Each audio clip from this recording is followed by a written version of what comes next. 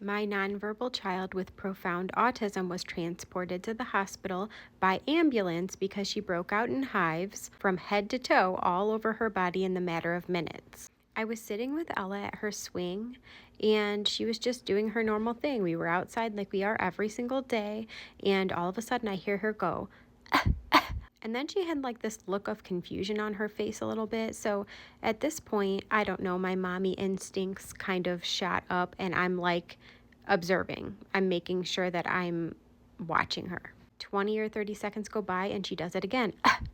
So I don't know why I immediately thought allergy. So I'm like, really concerned at this point. I don't know why so quick. I just had this intuition that kicked in. So I'm just making sure I'm watching more intently now. I'm kind of looking over her body to make sure that everything's okay. She keeps doing this cough. So now I'm like kind of freaking out. I also think, did you like put something in your mouth that you weren't supposed to? Did you swallow something? She comes over and she grabs my water and she starts kind of like chugging my water. And I'm like, oh no, Ella, did you put something in your mouth? That was my thought. Then she puts my cup down and she turns around to go back to her swing, and I notice a couple welts that formed like on the back of her legs behind her kneecap. Immediately, my mind thought hives. I didn't know for sure because we don't have any experience with hives in the past. Ella has never had an allergic reaction to anything. As far as I know, she doesn't have allergies. Sure enough, they do look like hives to me. They look almost like she got pinched. You know how like hives welt up, and there was like 2 or 3 of them right away. So that mixed with the cough that she was still doing made me really concerned. So I ran over to my husband, who miraculously was home that day, which I don't even know how I was this lucky that he was home, and my mother-in-law was also there at the same time. I just knew in my mother's gut like something was not right. We go into the house, he looks her over, I'm telling him what's going on. Now it seems like maybe the hives are getting a little worse, the cough has increased. There was nothing that I saw her directly put in her mouth during the time I was with her. This was like a 20-minute time frame because like 2 hours before that, I was not with her. A family member was.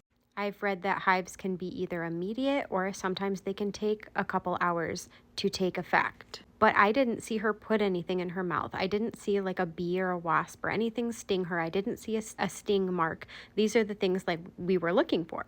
So because she can't tell us anything, all we can do is assume. Could she have gone along the fence of the field behind our house and picked a leaf off of it and put it in her mouth? Could she have been stung by something, but we just can't see the sting mark? Okay, so my husband and I have talked about this before. If we ever are in doubt and we don't know what to do, and it's like an urgent situation, we decided we were just going to call the ambulance. So he says, should we just call the ambulance? Immediately, I say yes. I didn't know how quickly this could escalate or how much time we would even have.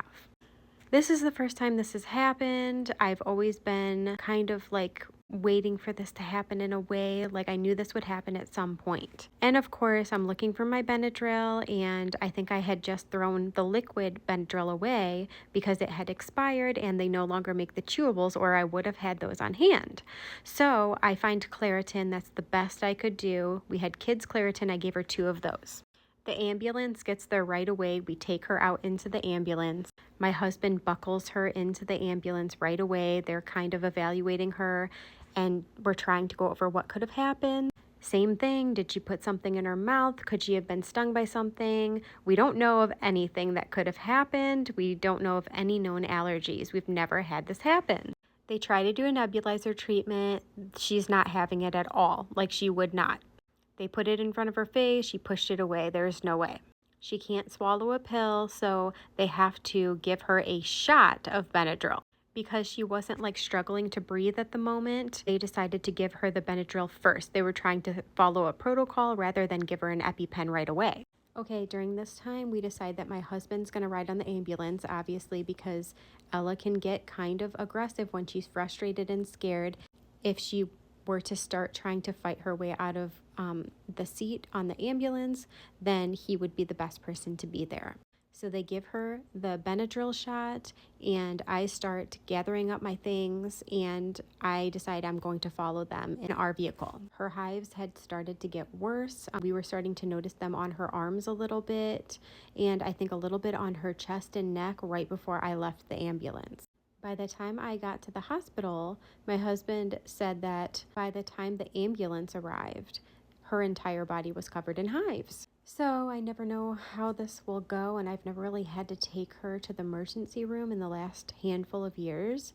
So I didn't know really how she would do staying still with things attached to her, but they put those like sticky pads attached to her so they could monitor her. Ella seemed to have instincts that kicked in as well, because she was kind of fighting us a little, but she had this look on her face like she knew something was happening and we had to do what we had to do. So the next thing they wanted was to get a steroid in her. So I believe it was prednisone, if I'm saying that correctly. And she had to mix that with apple juice and drink it because she can't swallow a pill again. They said as long as the Benadryl and that was in her body, that was part of the protocol. And in the meantime, we'll observe her. Finally, the doctor came back and we decided it was time to give her the EpiPen because the hives again were all over her body and they were not getting any better. So this was probably the hardest part because they had to have the EpiPen in her for 10 seconds straight. So a nurse like kind of laid on her legs. My husband just gave her a big hug and tried to contain her arms, and then I just kind of went by her head and talked to her and tried to comfort her. She had already had the one shot of Benadryl on one leg, and then she had the EpiPen in the other leg, so she was very for lack of a better word, pissed off at this point. After the EpiPen, probably within an hour, her hives did appear to get like a little less red and like welted, and they were more flat and spread out. However, they were still there and they didn't go away.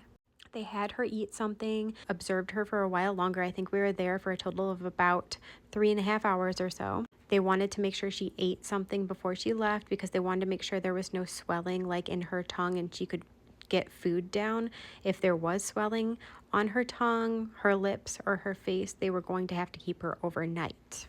So she was able to eat a little something, and it didn't appear that she had any drastic swelling on her face or her tongue or anything like that. So they did send us home. They prescribed an EpiPen, so we have that on hand now at home if this ever happens again. They prescribed a steroid for her to take for 5 days, and they told me to give her Claritin daily for at least 5 days as well.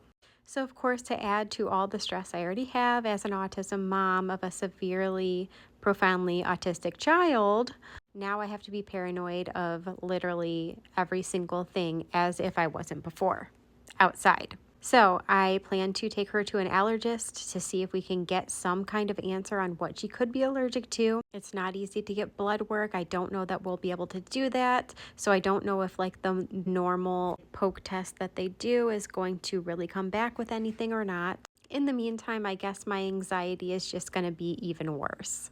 So our next plan is to be visiting the fire department just in case this ever happens when my husband is not home and I have my toddler, because I don't know that she can ride in the ambulance with me and I can't leave Ella. Because of her needs, I literally cannot leave her. So we have to have a plan and understand how this is all going to go if I have to make a split-second decision in the future for her to ride the ambulance again.